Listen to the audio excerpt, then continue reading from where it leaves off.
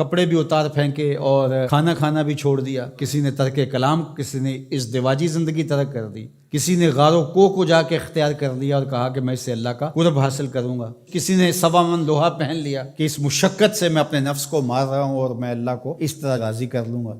تو اس طرح سے اپنے آپ کو مشقت میں مبتلا کر دیا اور وہاں جا کھڑے ہوئے جہاں شریعت نے ان کو کھڑا ہونے کا نہیں کہا ہے۔ تو پھر کیسے زندگی میں نیکی کا حقیقی تصور ابھر سکتا ہے؟ کہا کہ اس کو ابھارنے کے لیے، حقیقی رہنمائی لینے کے لیے تمہیں پیغمبروں کی دہلیز پہ آنا ہوگا۔ جب پیغمبروں کی دہلیز سے ہٹو گے پھر خود ساختہ چیزیں، یہ جو روحانیت گھڑی ہے ماضی میں یہود نے، نصارہ نے، یہ حضرت عیسیٰ علیہ السلام کی اور ان پیغمبروں کی تعلیمات نہیں تھی، انہوں نے خود گھڑی ہے کہ ہم یہ نہیں کریں گے، ہم وہ نہیں کریں گے۔ اسلام نے اس کی نفی کر دی، سرے سے نام لے کر، لا رہبانیت فی الاسلام، اسلام میں رہبانیت نہیں ہے۔ اسلام کی رہبانیت ایک ہی بتائی گئی ہے اور وہ جہاد ہے، جس میں آپ اپنا سب کچھ پیش کر دیتے ہیں، اور اس کا مقصد بھی غلبہ حق ہے، اسلام کے پرچم کو بلند کرنا۔ باقی آپ کو انفرادی طور پہ کچھ وقت کے لیے تبتل اختیار کرنے کا کہا، جس طرح رمضان المبارک میں آپ اعتکاف بیٹھیں، آپ نماز میں یکسو ہو جائیں، تو کچھ مخصوص چیزیں ہیں جس سے آپ کی تربیت ہوتی ہے،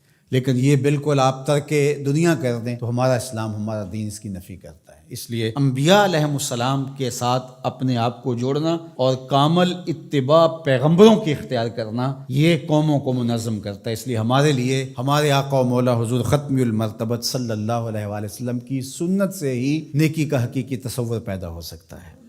خلاف پیمبر کسے را گزید، ہرگز نخواہت بمنزل رسید۔ سعدی شیرازی فرماتے ہیں حضور کے بتائے ہوئے طریقے سے ہٹ کر کے اگر کسی نے کوئی طریقہ اختیار کیا، وہ منزل کے قریب پھٹک بھی نہیں سکتا ہے۔ منزل نصیب ہوگی تو حضور کے قدموں سے نصیب ہوگی۔ اس لیے النبیین، نبیوں پر ایمان لانا یہ بر ہے۔ وآت المال علی حبہ ذوی القربى والیتامى والمساکین وابن السبیل والسائلین وفی الرقاب، اور اپنا مال، اس مال کی محبت کے باوصف دینا۔ ایک تو ہے کہ مال کی محبت نہیں ہے اس کو دینا، یعنی وہ مال جو آپ کے اوپر بوجھ بنا ہوا ہے، گھر پڑا یہ کھانا خراب ہو رہا ہے تو بیوی بھی بار بار کہتی ہے اس کو کہیں ٹھکانے لگاؤ یا باہر پھینکاؤ یا کسی کے منہ میں پڑ جائے، تو وہ اگر اٹھا کر آپ کسی گلی میں گزرتے فقیر کو دے دیتے ہیں تو آپ اس کو نیکی سمجھتے ہیں۔ خود سمجھو ذرا کیا یہ نیکی ہے؟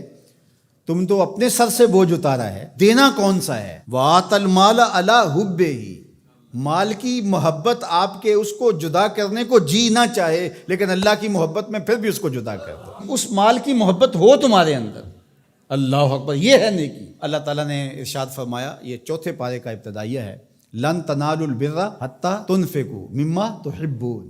وہاں بھی بر کا، اتنی دیر تک تم بر کو پہنچ نہیں سکتے، نیکی کو حاصل ہی نہیں کر سکتے۔ لن تنالو، آپ طلباء سے پوچھئے، حرف ناصب جب مضارع پہ داخل ہوتا ہے تو مستقبل کی ابدی نفی کرتا ہے، تو فرمایا کہ تم نیکی کو حاصل کر ہی نہیں سکتے حتی تنفقو، یہاں تک کہ تم خرچ کرو، مما تحبون، اس مال سے جس کو تم پسند کرتے ہو۔ یہ تو اللہ کا کرم ہے کہ مما تحبون کہہ دیا، اگر اللہ کہتا اس سارے مال کو خرچ کرو تو مشکل بن جاتی، کہا جس کو پسند کرتے ہو اس سے خرچ کرو۔ یعنی تم نے پھل توڑا ہے تو اس کی یہ ایکسپورٹ کوالٹی بنائی ہے، یہ اپنے لیے گھر کے لیے رکھا ہے، اور یہ سڑا پھڑا داغی یہ ایک سائڈ پہ رکھ دیا ہے، تو اب اللہ کی راہ میں تم اگر دینا چاہتے ہو تو اس سے دو جس کو تم خود پسند کرتے ہو۔ یہ گلا سڑا تم اپنے گھر نہیں لے جانا چاہتے، یہ تم سستے داموں بیچو گے یا پھینک دو گے، تو تم نے کہا چلو اس کو پھینکنا کیا ہے، یہ غریبوں میں بانٹ دیتے ہیں، تو تم نے وہ غریبوں میں دے دیا۔ تو نیکی کی حقیقت کو تم نہیں پہنچ سکتے جب تک اس سے نہ خرچ کرو